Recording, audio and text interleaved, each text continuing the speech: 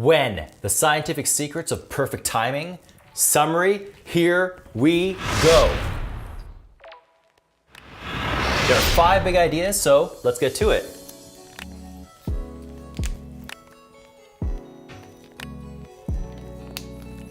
And the first one being know thyself, meaning what is your human battery pack? Knowing when you're at the highest levels of energy and knowing when you're going to be dipping in those energies is essential towards optimizing your time towards achieving your goals and being the most productive. You can't warp time, but what you can is figure out when you should pour energy or your best energy into the things that take priority. And now on to number 2. The fresh smell of coffee. The brain is a muscle and it needs to take a break every once in a while. If you keep on straining it, it's just not going to be as effective as it can be. So get up, stretch, put yourself in a different environment, and breathe. And the perfect break is a nap-a-cino. That's right, it's exactly what you think it is. It's a nap plus some type of caffeinated beverage, preferably a coffee. And what you do is you take a 25-minute nap. Now, Dan says that this is the perfect length simply because any longer than 25 minutes will make your body go into a rapid eye movement state, meaning you'll fall into deeper sleep. So when you wake up, you're all just groggy and just like, still sleepy, maybe a little grumpy. But if you have it less than 25 minutes, you're not gonna feel as refreshed. It's gonna feel a little bit short and empty, not as satisfying. So the 25-minute mark is perfect, not only for the nap, but also for when the coffee kicks in. So you have your coffee before the nap, and once you consume it, 25 minutes later, it kicks in, and not only are you awake, but you're awake with caffeine, ready to seize the day. And now, that brings us to number 3.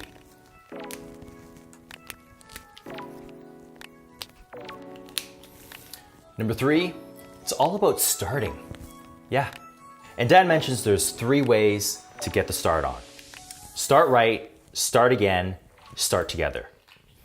Starting right is simply preparing, thinking about what could possibly go wrong, thinking about your end goal, thinking about what you want to achieve, and then creating those building blocks to achieve it. Start again is simply recommitting yourself to something when you face an obstacle, or reassessing how things are going so then if you need a reboot, you can. And a lot of us actually start again all the time.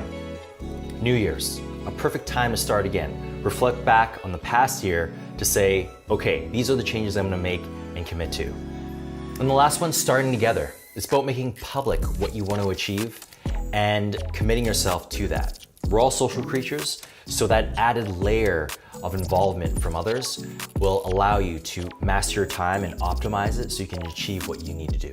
And that brings us to number 4.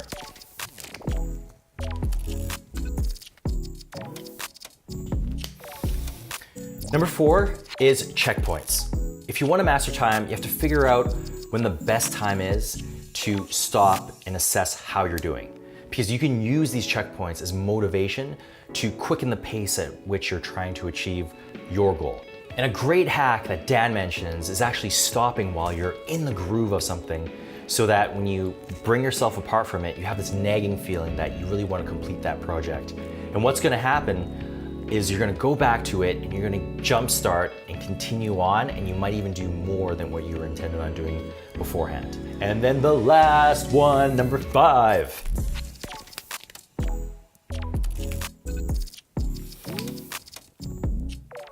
That is an ending flag. You know, at the finish line during races, they wave that thing.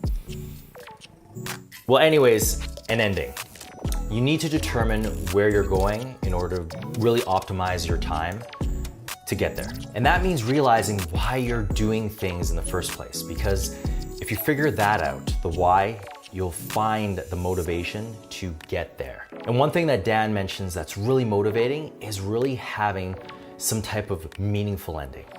And he describes it as poignancy. Poignancy. Still trying to figure out how to pronounce that. Poignancy, which is bittersweet. Like any Pixar movie that ends, there has to be some type of sacrifice that you have, something that you have to give up in order to obtain, which gives it more meaning. So if you're not thinking about your ending in that way, maybe it's not a big enough achievement for you to go for. Maybe the stakes aren't high enough. So think about your bittersweet ending. And those are the 5 tips of When by Dan Pink. Thank you so much for tuning in. My name's Truman. It's been a brief book club. If you've read the book, what did I miss? What would you share as a vital point for others to learn? If you haven't, what else would you like to know? Thanks for tuning in. We'd love to stay in touch. So please subscribe and give me a couple of these so that I know you're enjoying these videos. And other than that, I'll see you in the next video.